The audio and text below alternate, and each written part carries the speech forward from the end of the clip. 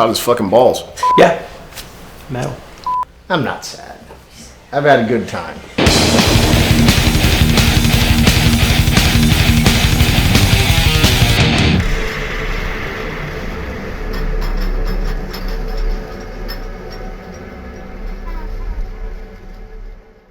I was aware of Metal Blade Records from the Metal Massacres. I think Metallica was on the first one.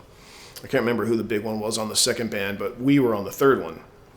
And I think by the time we were done recording that song, Brian said he wanted to, offer us a record deal, do a whole album. So it went pretty quick, and we had plenty of material. And I remember we worked like swing shift hours. We'd go in when the studios closed, generally closed, so we got a better rate because we didn't have any money. And we go in and record from like 12 to 6 a.m. just so we can afford to get it, done. We did Hell Waits like that too, and Haunting the Chapel. To me, I remember someone asked if that had been it, because sometimes bands don't get any further than, dude, we got a record out, we're gonna be huge. You never hear from them again. So that to me would have, I was like, fuck, this is so cool. And then everything about it, we everything about the record, the vinyl, everything we wanted done is something that we wanted done. It was like so cool. And that would have been it for me.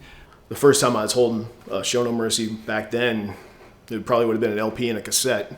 A friend of mine's dad painted the Show No Mercy art, and he took pictures of us standing. He didn't take pictures. He took pictures that we had of us standing on stage, how we stand. So he made the goat figure stand like we stand on stage. And we just kind of went with it. Showed him what we had, gave him the idea, and I have the painting. I still have it. What an achievement, that record came out when I was 19. Me and Jeff were both 19. Dave would have been 18. So that's an accomplishment for a bunch of teenagers, and Tom, who was a few years older than us. But I'm sure he felt it was a big accomplishment too, just to have that and say, we did this. Side 6, side 6.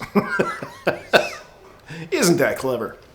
Decision to get Paul in the band was after we had the issues with Dave.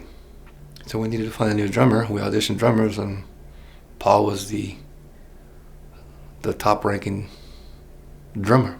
The funny thing about Paul, my old guitar tech, who actually became a guitar player in Anthrax for a while, Paul Crook, we were looking for drummers, and back then people are sending in VHS tapes, and there wasn't a whole lot happening. We went through a bunch. We had some people come in, and I listened to the Forbidden album, and I'm like, he's not playing anything wrong, but he's really not kicking my ass. I don't know if I need to waste my time bringing this guy in when I've got all these other guys coming in. Paul came in, he probably played 9 songs and messed up maybe once. And he just nailed it. Knew right away. Like, yep, that's him. Walked out, got the fuck out of there. I'm sit there rehearsing with these other guys all by myself. But yeah, it was immediate that Paul was a guy. It was not even a question.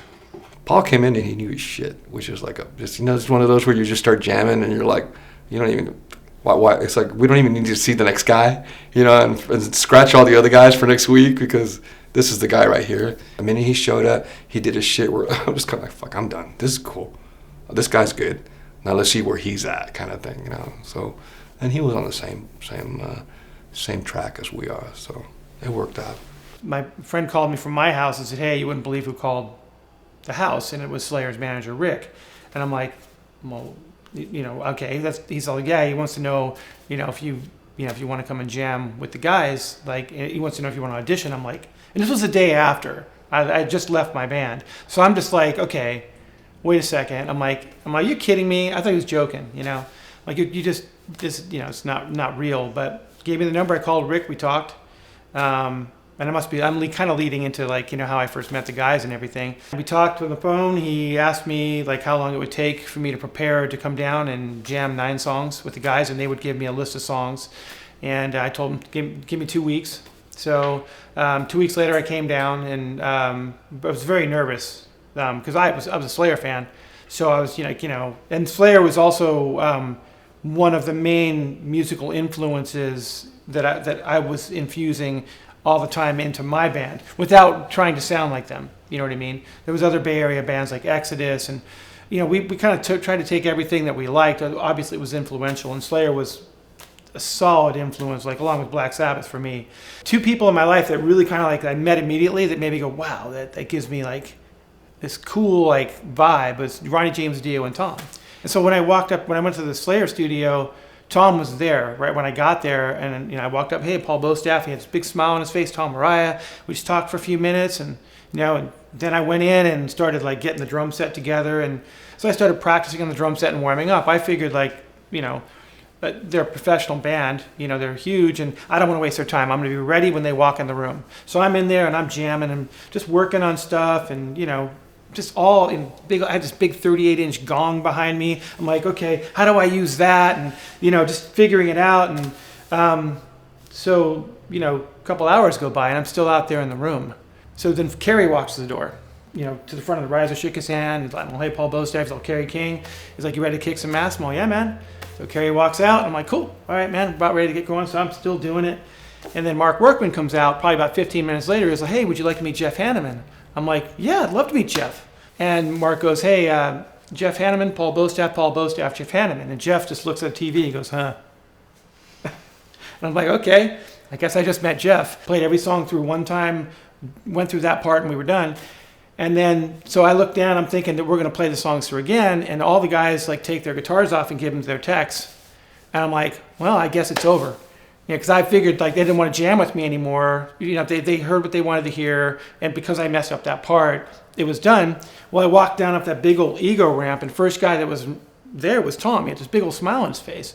And then the other two guys, Kerry and Jeff, were there too. All three of them in a row. And I'm walking down, they're like, that was pretty good.